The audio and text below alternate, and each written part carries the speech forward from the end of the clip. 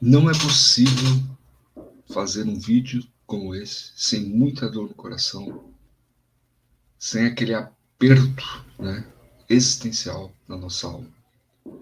Porque a dor do outro é, de alguma maneira, também a nossa dor. Mas bem, pessoal, hoje estamos aí estarrecidos, né, muito tristes pela partida da Valiuska, né, que é jogadora de vôlei campeã olímpica, com passagens por vários times de vôlei, Brasil afora, na Itália, na Rússia, se não me engano, Espanha também. Uma grande atleta, no auge dos seus 43 anos, infelizmente, nos deixou. E fica a interrogação sempre de nós fazermos a nossa reflexão existencial. Nós não queremos aqui dar nenhuma notícia falsa, jamais, né? Não queremos aqui dizer o que a gente acha que aconteceu. Nós queremos refletir diante de um fato que aconteceu. E o fato que aconteceu é esse, né? Os tabloides estão mostrando hoje que a Valesca nos deixou. E os jornais dão conta, pessoal, de que há alguns sinais aí que chamam muito a nossa atenção nessa partida da Valesca, né? Primeiro, vocês viram aí no título da matéria que ela deixa uma carta de despedida. Tudo ainda está sendo investigado pela polícia de São Paulo, né? Valesca é de São Paulo, estava morando em São Paulo, aliás, né? Junto com o seu esposo, com quem era casada há 20 anos, né? E relatos aí das reportagens e do próprio boletim da polícia inicial dão conta de que Valesca morava no 9º andar desse prédio, um prédio de luxo, na região de Sequeira César, Bela Vista, São Paulo. E por volta das 4 horas por aí da tarde, ela subiu para o 17º andar desse edifício, onde tem uma área de lazer, uma área comum para todos os moradores.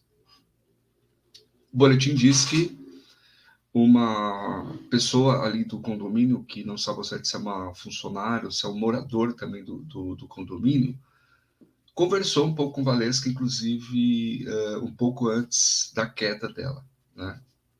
Ela acaba tendo uma queda desse 17º andar, cai na primeira sacada do primeiro andar do edifício. Quando ela sobe, né, por volta das 4 horas, ela vai cair por volta das 6, 6:30 da tarde.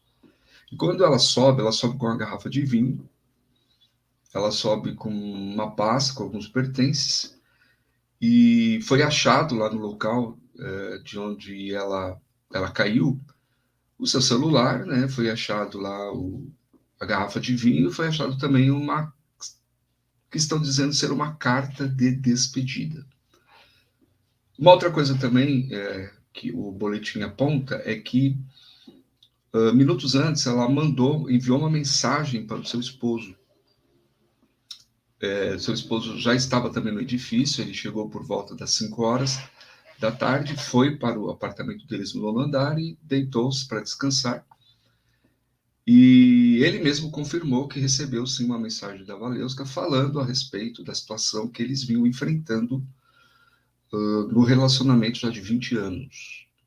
Situação essa confirmada aí pelo marido, que implicava num divórcio. Ele já havia pedido o divórcio para Valesca.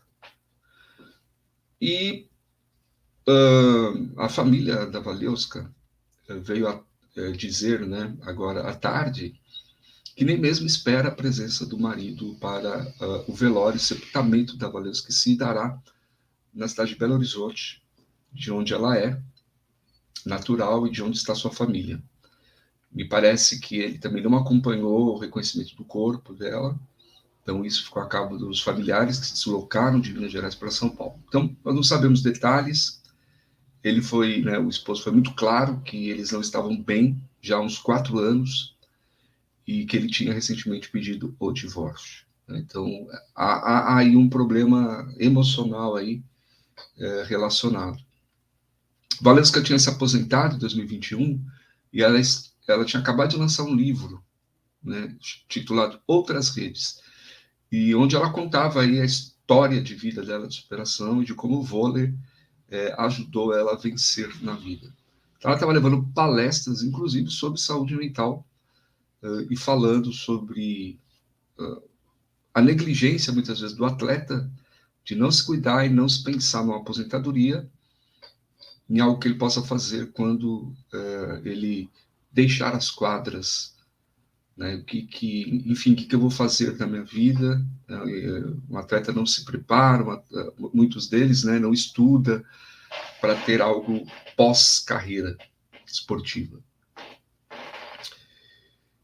Interessante também que Valesca deu uma entrevista no podcast para o jornalista Alexandre Oliveira um dia antes da sua morte. Então foi a última entrevista dela, e nesse podcast tem algumas falas marcantes.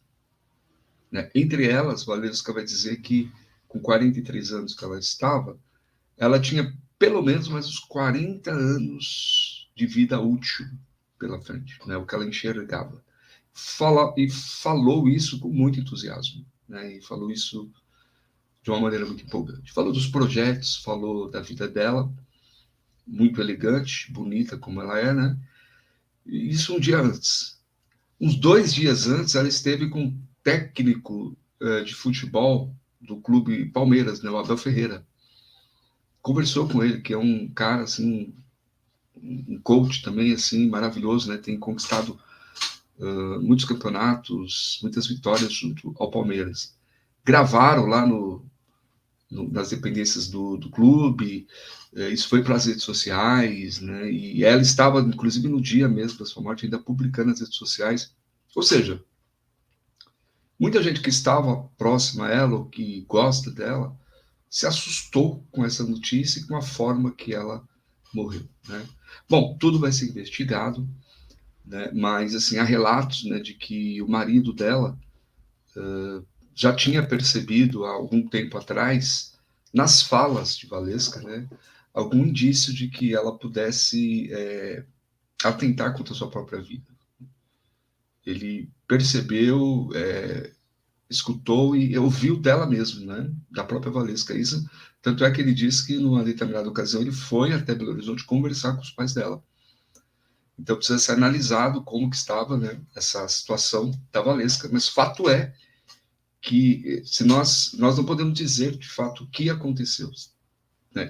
Uma das suspeitas é um suicídio, né? E como nós estamos no Setembro Amarelo, é importante nós falarmos disso, é importante nós percebermos, escutarmos,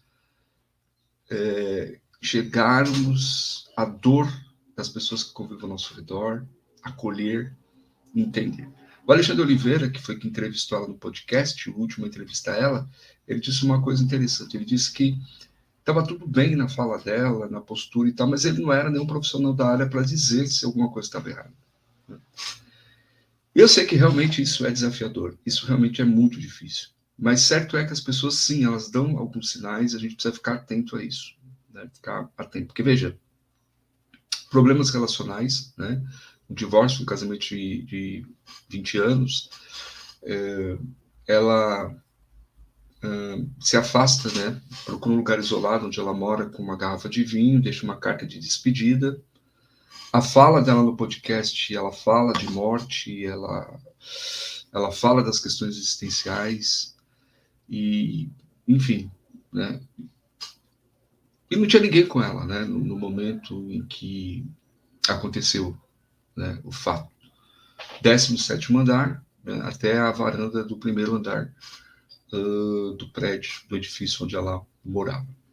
Então aí são indícios que vão ter que ser analisados, mas é importante nós provocarmos aqui a reflexão sobre esse entendimento das pessoas que vivem com a gente, da dor das pessoas que estão ao nosso redor. Bom, deixo aqui um abraço fraterno a todos vocês, força para a família da Valesca, né?